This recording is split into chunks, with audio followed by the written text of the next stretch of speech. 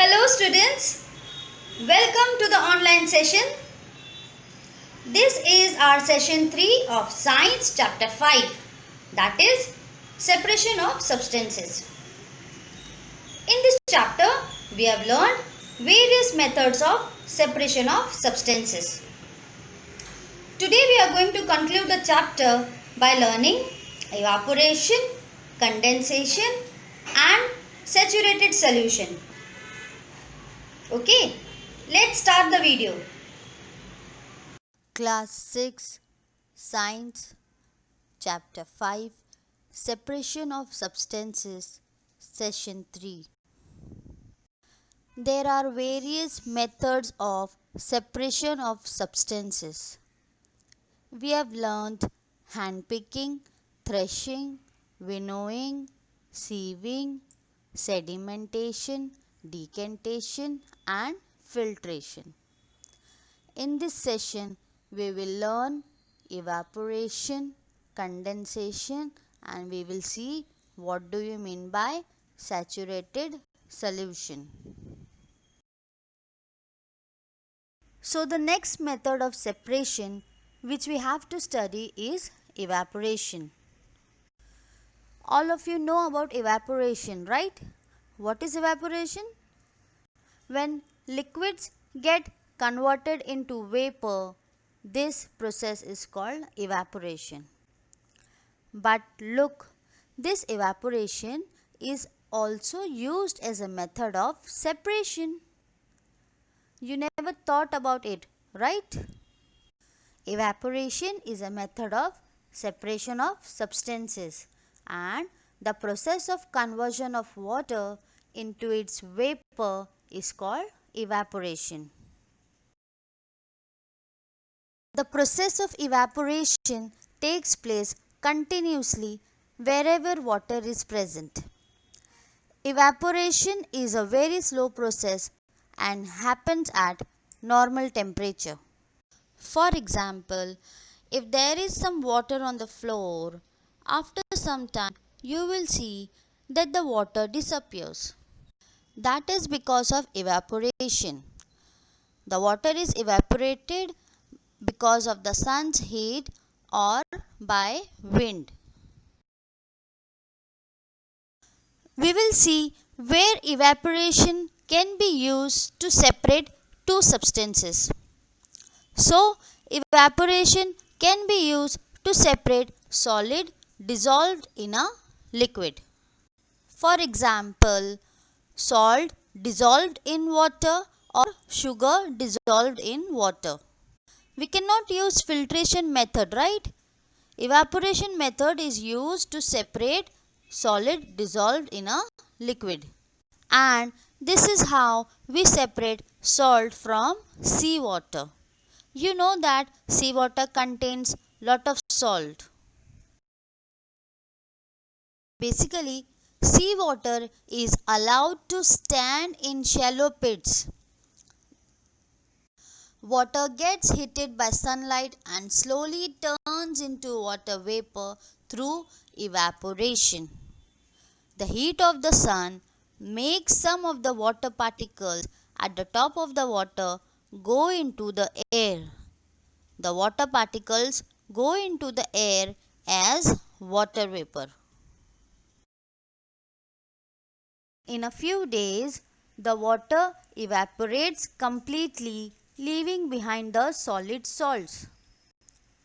Common salt is then obtained from this mixture of salts by further purification. We know that water turns into vapor by evaporation. Is there a reverse process to turn vapor back into water? Yes, there is. It is called condensation. Here is a beaker containing salty water. What will happen if we boil such solution for a longer time? You will observe evaporation of water. Now, take a metal plate with some ice on it. Hold the plate just above the beaker containing boiling water. will see drops of water on the metal plate. When the vapors or steam comes in contact with the metal plate cooled with ice, it condenses and forms liquid water. The vapors are cooled to form water which is collected in another beaker. The water drops that you observed falling from the plate were due to condensation of steam. So, the process of conversion of water vapor into its liquid form is called condensation. You can see condensation on the bathroom mirror when you take a hot shower. Water drops are condensed under a plate that has been used to cover a vessel containing hot milk. Condensation happens on a glass of cold water too.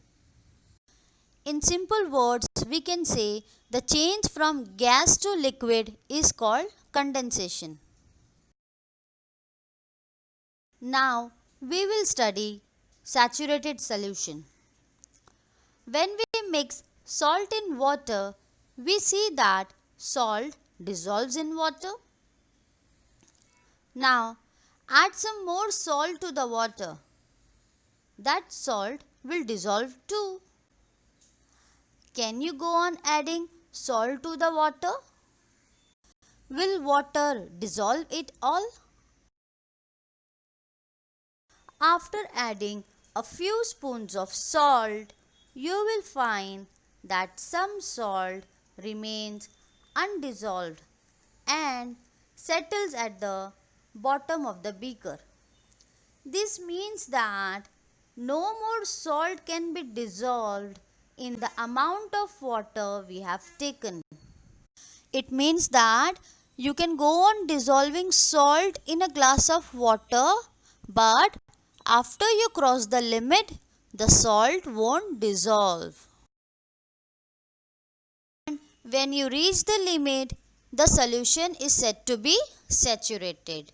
So, a saturated solution is one in which no more of that substance can be dissolved. Now, add a small quantity of salt to this saturated solution and heat it. The salt in the bottom of the beaker get dissolved. That means if you heat the saturated solution, it can dissolve more salt. When we heat the liquid, it dissolves things faster too. We can say that larger quantity of salt can be dissolved in water on heating. That's why your Bournvita dissolves faster in hot milk.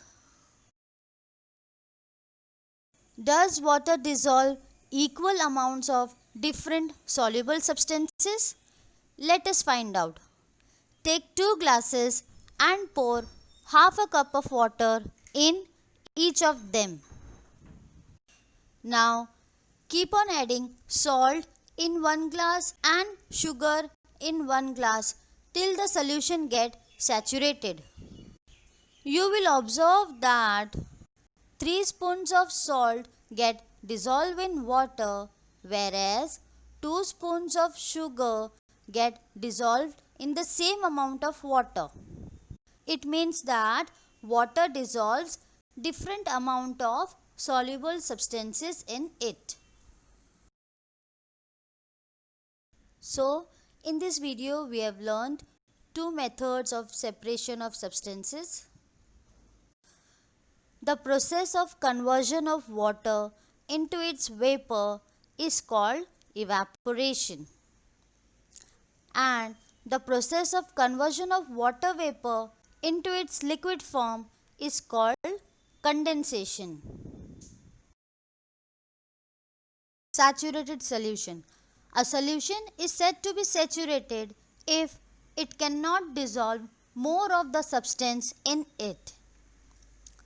More of a substance can be dissolved in a solution by heating it, and water dissolves different amount of soluble substances in it. So here we have completed the chapter. Thank you for watching the video.